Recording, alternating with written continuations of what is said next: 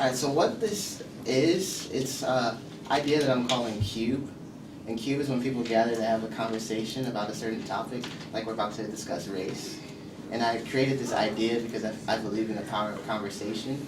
Because just by simply learning from each other's life's experience, we can add into others' lives. And if you guys flip open the page, it'll give you an idea of how I'm gonna go about doing this. So with each cube, there's certain roles you can play. So there's a role of the crowd, which is what you guys are. There's a role of the host, which is what I'm doing here. And when you assemble certain, I call them characters, together, you have a cube. And so if I turn to the next page, you can see how this will begin to be formed. And the idea is to get people starting their own cubes by using this format. So whether you want to talk about climate change, or you want to talk about gender inequality, you can then use this format to form your own cube. And on the next page, here's an example of an alternative cube. This is a cube of the guest. The guest functions as adding a unique perspective onto the topic at hand, so the crowd can learn. And that's how I really see this idea starting to grow. It's still a work in progress, so don't judge it too hardly. But I really do appreciate you guys coming out to try to test out this idea of mine. And so to start it off, I wanted to ask you guys a question, which is why is race important to you guys? Or I think race is important because it helps us recognize differences in each other so that we can be sensitive to where some people may be coming from versus experiences that I may not have had. I think race helps me understand and do the best I can to be empathetic and reach out to other people in different walks of life. In that sense, I think race is helpful to me to understand it, because I can't really change the fact that people come from different races. I don't know if that word is the right word, if that's what you're trying to get at, to change the word or the nomenclature, but I think people definitely come from different, diverse, biological strains of humanity. And so by having races, I think it helps to be a better citizen. I think that is a very good point. But coming out from a sociological point of view, so I'm a fourth-year PhD doctoral student from sociology, and we are more kind of looking at deconstruction of race. As much as we have the perception that different people from different race, may have different experiences, I feel race is very important because it affects people's life and their experiences. Like the class I taught yesterday on race, I said that I have the opportunity to live in UK, London, for 4 years. And as much as there are various racial categories in the UK, compared to the US, my experience here in the US was tremendous, looking at the racial tension. I cannot really compromise how racial tension is more in the US as compared to the UK. So my point, in addition to what he said, is that race is very important because the classification of people as perceived that, these are African Americans, they are different from me. But studies have shown that there's even more variations among people who call themselves like African Americans, because there's so many variations among us if people call themselves Caucasian. I may align with him more than I may even align with somebody of the same skin color. So the main point and the main thing that we have as to, this person is different from me, sociologists try to take the step that we need to deconstruct and realize that we are all one, though we might have different experiences. yeah, that's how I feel too. I feel like it's really only here to separate one another from each other. Because like if I look at my skin, it's just skin, but it's just tied to a lot of things that are behind it. And most of them are negative for some reason. But and just to add on, this is really just a place to be open and honest, no judgments. I didn't put that into the first part, but I just wanted to let everybody know that. So do you guys have any like experiences with race that you wanted to share or anything along those lines? I didn't really have a personal one, but I read a lot. So one of the stuff I normally tell my class when it comes to race is how the fact that you are a person of a particular color, people try to stigmatize you. And studies have shown that there was a study that shows that there was a study conducted to show people of the same resume, they have the same CV, they are applying the same job. The same job, the same resume. The only difference, the same qualification. So he has a PhD in sociology, he has a PhD in sociology. The only difference was their name, okay? One had a name of a typical, as we say, African American name, Kyla stuff, and one has this typical Caucasian white name. The study found that when they sent out the number of calls that employers gave, it was high for people with CVs with white name in quotation mark compared to that. And he was surprised that if the same thing, the same CV, the same qualification, how come they wouldn't have the same rate? So a lot of studies have shown how employers in organizations discriminate just based on race or name. And that is, as I said, I have no experience, but my extensive research shows that it is very, very pervasive, especially within American society. Well, most employers, it's pretty difficult for them to deal with the issue of diversity. And most employers like to hire people pretty much like themselves. Yep. I don't know if you ever seen the commercial where it's 5 guys sitting on one side of the room, and there's one other guy sitting on the other side of the room. And he looks over and he sees all the history of the company, and all of those who've been in the company had shaved heads. So he ran and shaved his head real quick. And when the guy who's going to do the interview came out, he's the only one with the shaved head. And they did like this, so you know he's going to get the job. Yeah, that's true. But I think a lot of it has also, a lot of things with race has to do with perception, people's perception, because I can tell you from experience, my wife is Caucasian. Okay. But most people perceive my wife to be African American because one, she's married to me, but two, her acclimation has been African American most of her life. Okay. And so all of her characteristics and everything is like she's African American. And I've encountered times where we would be in a particular community, and I've been in 4 different communities in my career, is that they believe that she's African American to the point that they will invite her to be in African American groups. For instance, like the National Council on Negro Women. Wow. They asked her, would you be, because they think she's African American. But the point I'm making is that perception plays a lot into race. And when people's perception of African Americans is versus Hispanic, Latino versus Caucasian, it's what their perception is. And even for myself, it not only plays for me by being African American, but it plays for me by being a pretty good sized individual. You see what I'm saying? When I come into a room, I'm pretty good size, so people's perception is, might not want to mess with that guy. You know what I mean? So it has to do a lot with what people perceive you to be, and so that plays a lot into the issue of race. Yeah, I would like to share my experience. I had a couple actually, but I would share the one that back in Boston. I lived in Boston for like 3 years, and I was there at the period of the Boston Marathon bombing, 2012.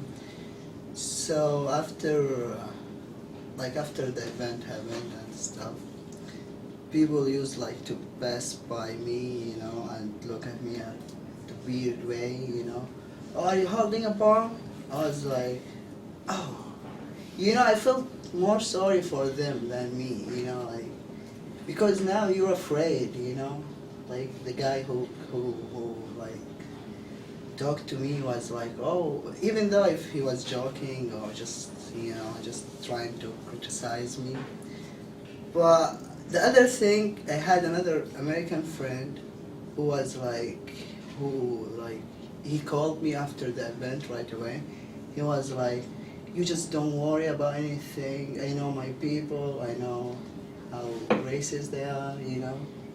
So anything would happen to you, just let me know. I would be like on your side. I know you. For me, I don't judge people, based on color, on religion, on where they're from. I mean, I can't judge a person by knowing him, sit with him, just we have a conversation, But this is bad, and as you just said, this is the only issue here in America that's it's not been solved That yet. not have been solved. Yeah. I believe every individual, like him or her, like represent him or herself. Like it doesn't matter where you come from or what your religion or what your color. So. Yeah, about like representing a race. Like in that video you showed the other day with the girl who was the only black girl in her class. Every time they brought up a black subject, everybody felt that she spoke for the whole race. But I view it as being, you're just speaking for yourself as an individual. You can't speak for other people. It's the same concept as me speaking for you, which doesn't make sense. Yeah. So I think that we should really start viewing each other as humans first, and then if skin tone plays any role, if anything, maybe just for the culture. But That's a good point, and I think one of the reasons race is so challenging, at least in our country, and it's interesting you brought up the difference between the UK, and I lived in England as well, and I noticed a very, palatable difference in how people deal with races. And one of the interesting things about America is that this place is the only country founded as a melting pot. So it was actually, and it still continues to be the country that brings in the most immigrants every single year. Our country will be sustained in the next 30 years because of the immigrants that will come here. It'll build and build, and it'll only get more diverse. The whiteness in this country gets less and less every single day. And soon, I think by 2030, will be a majority of minorities in this country. And I think the race issue is one that both needs to be discussed and solved, whatever that means, as soon as we can because of that coming reality. But it's also a challenge for us, I think, because we've oftentimes embraced new cultures. The Germans came, the Irish came, the Asians came, all these different waves into the United States, and they always came in with the idea of becoming American. What has happened in the recent years is people come to America and they're trying to maintain their culture and not become American. There's something now to an entrenchment that we're almost reversing our progress. And so I think the kind of things that you're doing here and these kind of discussions are essential more than ever because our progress is now starting to go backward. Maybe it's because of things like 9/11 that really made people start looking at people differently. But that experience you had there, I can completely see people in Boston, or anywhere else for that matter, making those rude comments. Not all of them. Yeah. There's always going to be that subset of people that take out their fear in an angry way on people that have nothing to do with anything.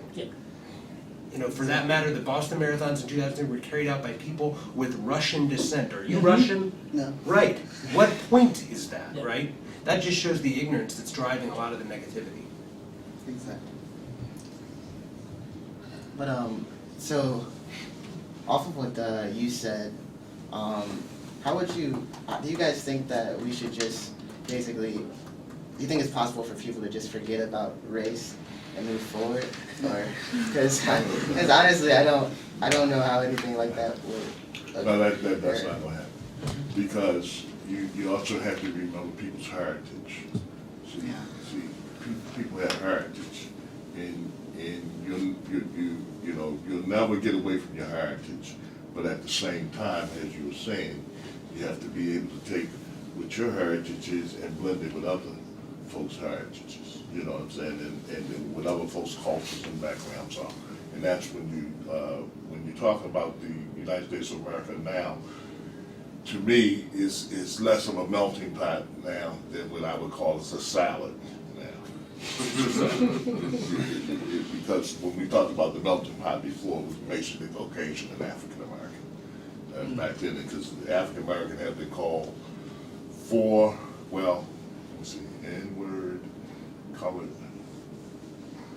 black, African American. So it's been four titles that we've had since we've been in this country. Wow. But at the same time, a lot of race plays into the power structure. See, that's the other thing you need to understand. Folks don't want to let go of power. And race helps keep a lot of power with a certain segment of the population. So you have to understand how that structure works too, how it plays into race, because it's just been that way in this country for a long time. And for African Americans, we're the only group that came here not by choice. You know, not by choice. We didn't come here by choice. We came here by force. And so, you know, that heritage still plays into people's conscience. It plays into people's experiences and all of these things when you start talking about race. So to me, it has the race issue and the economic issue had to be solved at the same time, because it's really about power at the end of the day. You hear it all the time, and it's a tough thing in this country. What did they say? 100 families in this country have more economic power than the whole African American race. You know, that's pretty lopsided, if you ask me. So, you know, to me, both of the issues have to be dealt with simultaneously. Yeah. Regarding the economic issue, I think it really expands, at least it's starting to really expand outside of just an African American issue. It's really just a people issue, like who are of lower wealth. Because like I think Professor Enoch, with that video you showed us, I think 1% of the population on Earth owns like half of the world's wealth or something like that. That's the point I'm making, yeah. Oh, okay. My bad. And let's look at what their race are. Yeah, definitely. Oh, okay, I got you. Does anybody have anything they'd like to say about like anything else they want to get a question out on about race? I think about, you just asked about, can we just forget about race? It's, as you said, like it's impossible to do. But I think media also plays a big role. Like what we see in media, especially like for us, like Muslims, it's bad. I mean, what they show, and like the average American person like stays at their house and they just look at the TV, you know, what they see, you know, bombing and stuff. But that actually not us, you know what I mean? So I think if we control the media, not control, like show the reality, not the bad stuff, show the good and bad stuff, both sides. So I mean, could be helpful. That's even that ties up to what he said about power and Yeah. race. We ask ourselves, who people even control this mass media? The same people, so they end up having this distortion. And my first year over here at the Department of Sociology, I was asked to do a content analysis. A content analysis is where you analyze whether video, newspaper, and see what goes on. So I was very curious because when I came to the US, anytime I watch ABC News, they say somebody bad has done something bad, it is African American. So my topic was to look out for the reports on crime and offenders and victims and try to document how many people are being labeled as this. When I watched morning news, afternoon, evening, they rate different ABC News, CBS. If the victim is white, the offender is. And when I documented, it was more proportionally linked to African American compared to having a situation where the victim is black and the offender is white. So when I did this content analysis and analyzing, that was my presentation. I realized that the media is very, very biased. That doesn't mean that African American are only people who commit crime. But that doesn't mean that people of a different race like Asian Americans or Caucasian don't commit. But it's all boils down to mass media, as you said. And when we ask ourselves, who control the mass media? So race is a very important, I'm very, very passionate. When I came here, I wasn't that passionate because in Ghana, I come from Ghana, Africa, so many miles.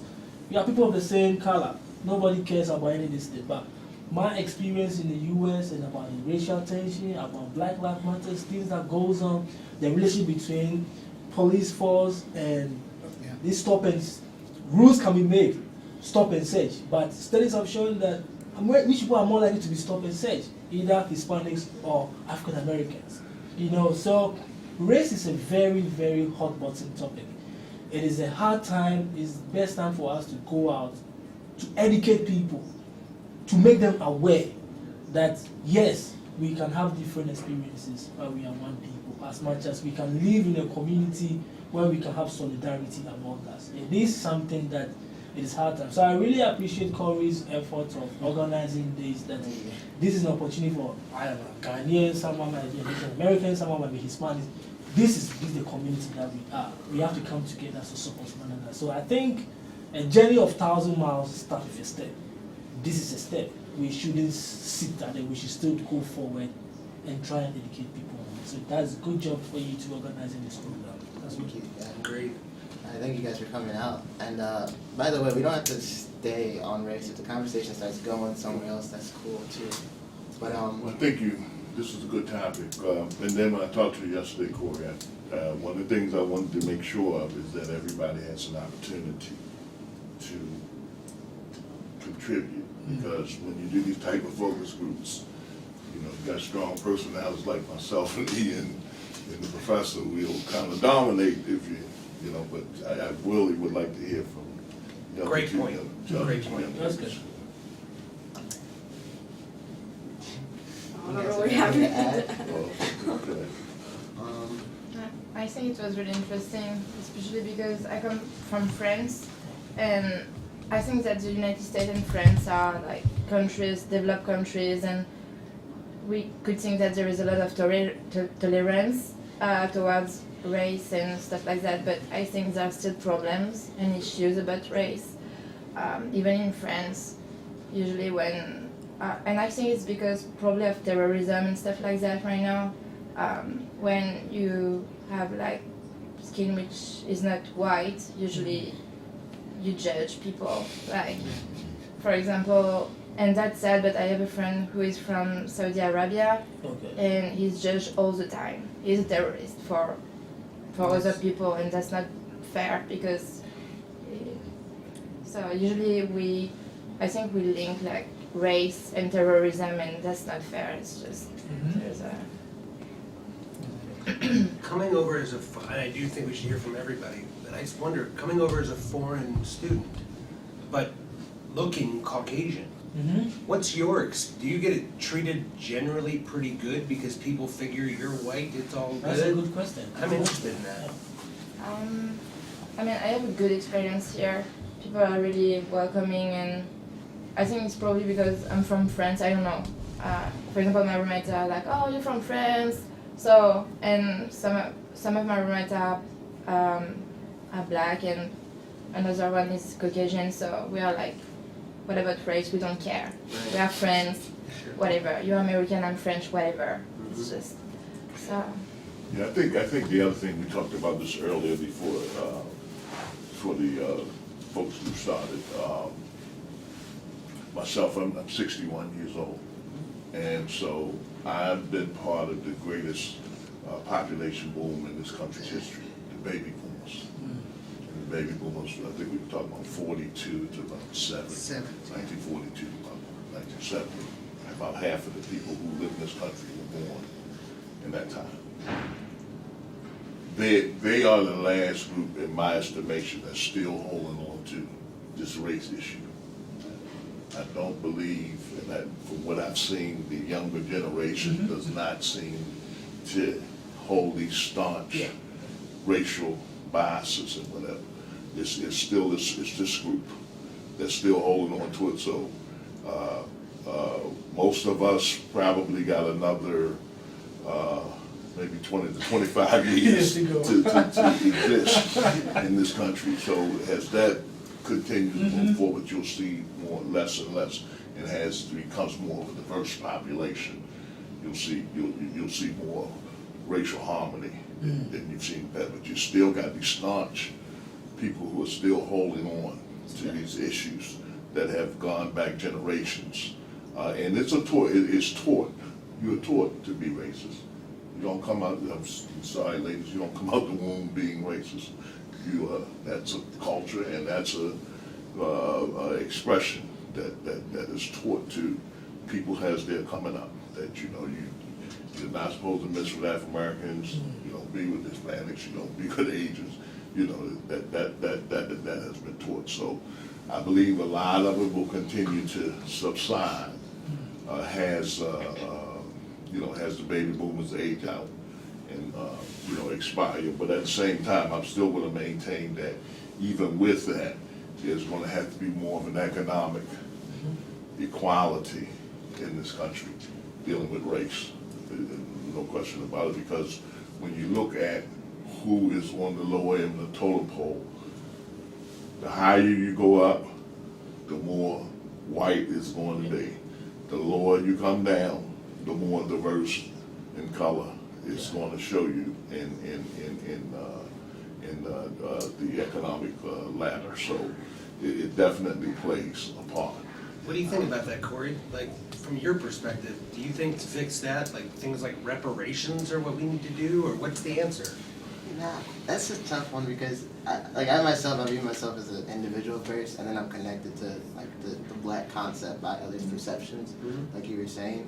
But it's hard. I can't speak for everyone, No. but maybe not a reparation, but maybe a statue would do. I'm not sure if there's a single statue dedicated to like slavery or something like that. But yeah, I don't think reparations will ever happen. But I do think opportunity is what's going to open the door. If there's more opportunity given, then more people will be successful.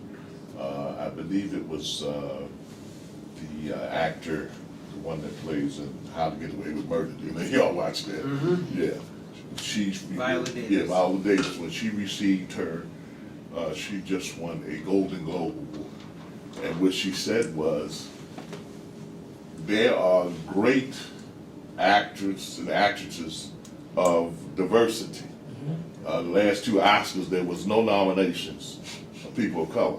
All she was saying, if you give us more of an opportunity to act and portray characters, we will win more Oscars and Golden Globe Awards and Emmys and whatnot.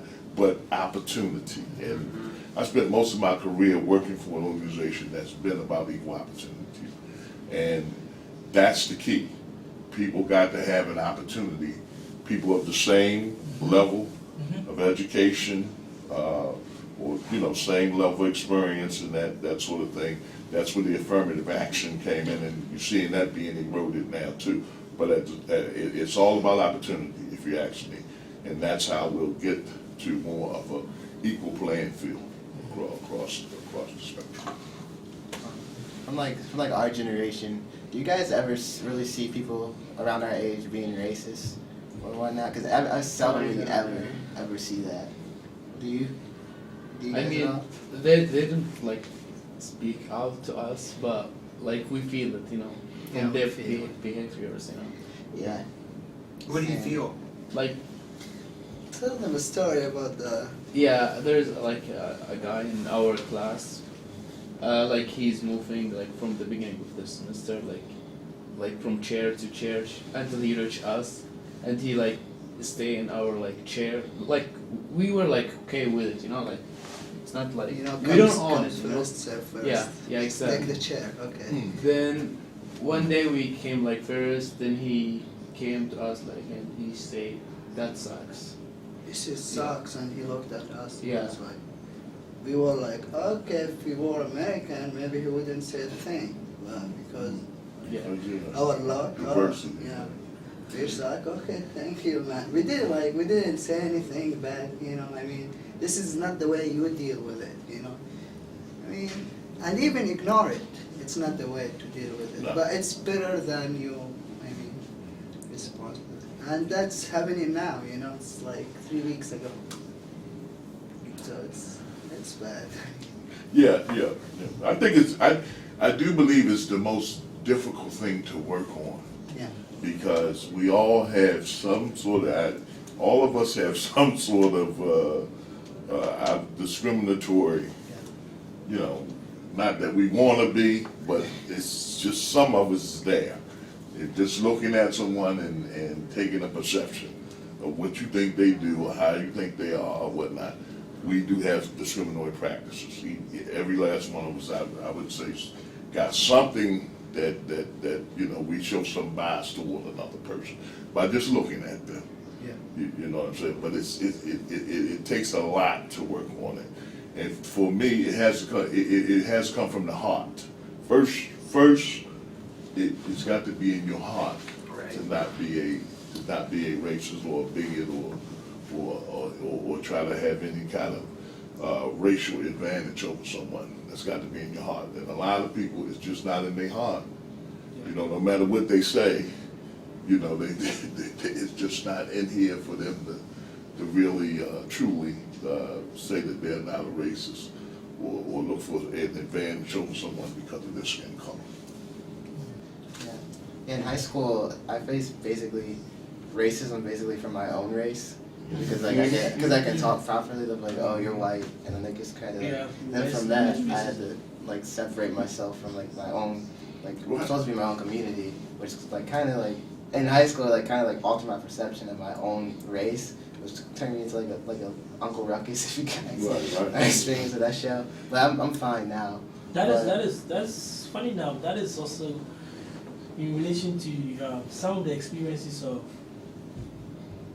middle income or upper income African Americans experiences. Like I read this study that shows that those African Americans who have made it in the occupational ladder, they are not being really considered as African Americans because they are really bitter. At the same time, in the same class, social class, people of upper class but who are white don't even see them as part of their class. So it's like they are hanging there. They are not being perceived by their own people as African Americans, and their social class also don't even consider them because the people who made the majority of them are white. So they realize that they are hanging there, you know. So it's kind of funny as you raise that reverse racism. Your own people might perceive you as just because probably you are more enlightened, you are more educated, you are more aware, and the other people too that you perceive that you be closer to, they also don't perceive you that way because they perceive, oh, this person is different because of his skin color, you know. And as I said, like I always tell my student, what I realized about US is that some people are more kind of ignorant. Okay, ignorant in the sense that people don't go out of state, they don't travel a lot, so their whole world evolved around where they were raised at, their locality. You might go to school in the high school over your community, you go to school maybe college, then maybe go out, but hardly. So people think their whole world revolved around their whole family. So if you happen to be born into a family that are racist, you are more going to be taught to despise people of different color. And they might bring that to their college experience. So that's why I keep telling people that be able to open up to people's suggestions. Don't just judge people instantly because of their accent, because of their skin color, or because of their hair. But make the conscious effort to note them. And that puts me into another question which I really want to ask. It may not necessarily be, it's kind of linked to this, because but it's more like the politics stuff about Donald Trump, you know. And because it was a question I asked in class, like, some of his comments that he's making and blah blah. I was telling my friend, but people still continue to vote for him. So one student in my class said that this thing in class that people feel that the fame and the perception that Donald Trump is getting and how people are voting for him is really now showing the true nature, the racist nature of Americans. that was a strong statement, and I was like, oh, wow, there's a sense because I myself, when I tell my wife, who's also a Ghanaian, that I can't believe that certain primaries he wins. Yeah. And looking at making disparity statement against women, against physically disabled people, against different, but still he begins to get like 43%, 60%. Why wouldn't people vote against it? So what is your perception, like people speaking about the Donald Trump issue being linked to race and being linked to political stuff? I've done, my undergraduate and master's work is in applied politics. And I Okay. would say that whoever that student is tapping into something pretty accurate because what will end up happening, the Democratic Party will most definitely, with good reason, in a sense that there's plenty of material that the man has said that can be called overt bigotry. Okay. They're going to paint his candidacy as a racist candidacy. And those that vote for him, the Democratic Party will say, if you vote for that man, then you're a racist. Oh, okay. That will be a technique Okay. that they employ to get people to not vote for him and to vote for Hillary Clinton or to not vote at all. Okay. But I would say there is an element of truth to it that anybody that's voting for him would have to then argue me back, and I don't know how they could do it, which is this. No matter what your political viewpoint is or whatever policies that man brings to the table, those bigoted statements are also there. And so if you tolerate that perspective and that worldview in your leader, your tolerance of that, it makes you Speaks tolerant of Yes, racism. yes, that's true. Because you can't elect that man to lead you unless you agree with Yeah, the that's true. approach to living. And so that's going to be a real test, and unfortunately, what it is doing that your student pointed out, it's making that case to the world. Yeah. It's showing the world that maybe not half of us, but there's a lot of us in this country that are just fine with racism if the package also says, I'm going to make you rich. Vote for me, I'll give you a job or I'll make you rich. So they're choosing employment over ethics. They're choosing economy Exactly. over morality. And that was the point I was making about economics and race. It just plays, it plays a part. Because if, like you said, if somebody feel they can get a couple rungs up the ladder to tolerate what they really don't believe, but they just doing it so they can get up. I don't know if y'all seen on the news last night, it was the African American pastor in Cleveland, Yeah. who's, Okay, we're sorry. We are shaking the world up. It's working. yeah, this guy is a Trump supporter, and he can, but him and Trump go back, ways. Now look, I can look at it and know that Trump is greasing his pockets a little bit. There's no question about that. For him to be that staunch, what I'm saying, and he's the pastor of a church. African American church. So, I've seen that. But again, a lot of it comes back again to perception, to perception, because as you were saying about when you were in high school, how you had some issues with others in your high school. People's appearance, people's perception is a lot about your appearance. Because I can just tell you when I first met you. I try to make sure I dress pretty well every day. When you see me, your perception was you thought I was a professional coming across, because how I was dressed. And yourself, if I look at you, you got the new dude that most of the young African American guys wear and whatnot. It's automatic perception now. I gotta tell you, it is.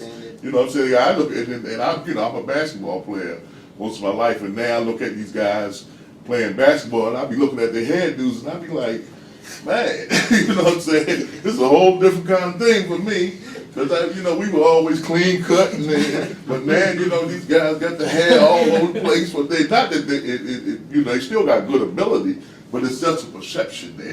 You know what I'm saying? You just have a perception about how people look and how they dressed and how they carry themselves. You automatically, in your mind, have a perception of who they are or what they're about. Yeah, that's why I like having these, because it breaks down those perceptions, so Yeah. you can get to know people a little better.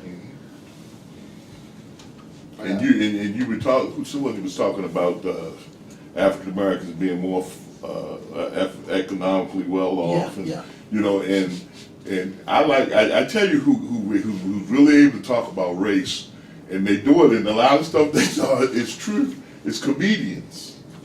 Comedians. Listen to a lot of comedians, especially African American comedians. They talk about race, and they talk about a lot of things that happen. It's funny, but it's true.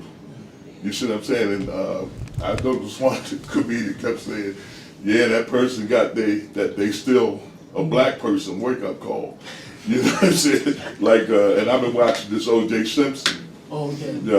People versus O.J. Simpson, and O.J. Simpson got, yeah, you still black wake up call, because most of O.J. Simpson's once he became famous and whatnot, he very seldom would relate to any black folks. Yeah, that's what I had. You know what I'm saying? But when that trial came down, the people who supported them was black folks.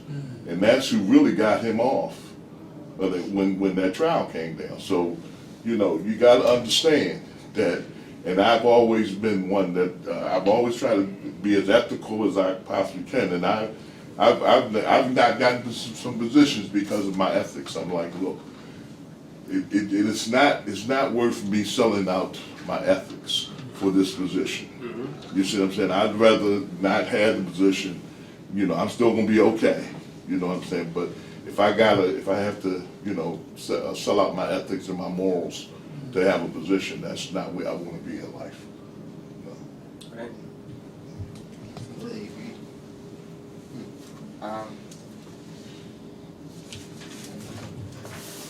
It's the time's now starting to wind down, but I'm more than happy to keep talking if you guys want to. Maybe What's I any? should have to go to my little boy from school. So. Well, let's talk about a next step, or give it, like, what's a call to Okay. action? Yeah. All right, so the call to action is basically to start a social movement of these cubes, and to get people across the country talking to each other. Because I find that just by talking to, like I said earlier, by talking to one another, we begin to understand that our perceptions that we have are false. And through that, it kind of will lead to people like Donald Trump not being able to control people through our differences. And so I really think it can help. But I'm still working on it, like I said, so I can't say, okay, this is what I'm doing right now, but I think that maybe by the end of spring break I'll have a real good direction with this. But for now, I'll just be hosting more of these at the Excel Center, Yep. if that's cool with you. Yeah, and the Excel Center is really happy to support what he's doing, you know. When we got started, you know, it's a student and faculty resource to connect our students with experiences to the community. And what he did, which was to come along with just a purely student-driven, student-organized idea, is the epitome of what we want the center to support. And so, not only you, but I mean, this cube concept, I think something that might be an interesting call to action is for the people that come to the cubes, especially the ones that don't stop talking, you know? Maybe we get some people to go out there and start more cubes. Yeah. Other people launch the cubes, right? Whoa, Somebody's one. whoa. It's working, yes. It's working. We are definitely shaking up the People system. are hearing that, We're yeah. shaking up the system. I don't think we the only ones know we're here. So most people know that But we're it's true, here. like there might be a subject that you really don't stop talking about, right? Something that's so keen on your heart that you would love to see a discussion come off of. Maybe that's what happens. Maybe people just like the format and it just grows from there. Because I think you've got something good here that it seems like can really make a difference.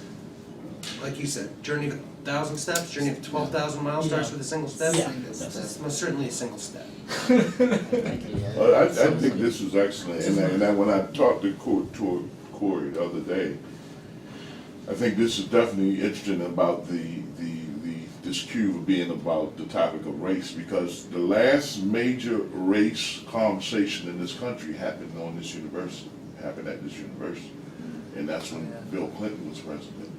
Bill Clinton came to the University of Akron at E.J. Thomas Hall, and they had several different leaders from across the country, and E.J. Thomas Hall was packed, and they had a conversation about race. That's the last major conversation about race that happened in this country. That's been maybe about 20 years ago. Wow. That happened. So, you know, I do like the concept. And really, it's kind of a focus group concept with less of the rules and regulations too. And it's kind of free flowing and that sort of thing, but it empowers people. And that's what people have to be empowered to be able to talk about this issue and not feel like they have to run and hide if they talk about it, you know what I'm saying? That should not be Based on that, Fred, he should invite President Obama to come Yeah. back to Akron and do a cube before he leaves the presidency. Yeah, that would be awesome. If you're listening, Hey, you're not President Obama. You're not gonna, they got a saying, closed mouth don't get fed. Yeah. You know, you have to go Speak for out. it, you know, I mean, you only go around once in this life, so whatever you go for it, don't half step it.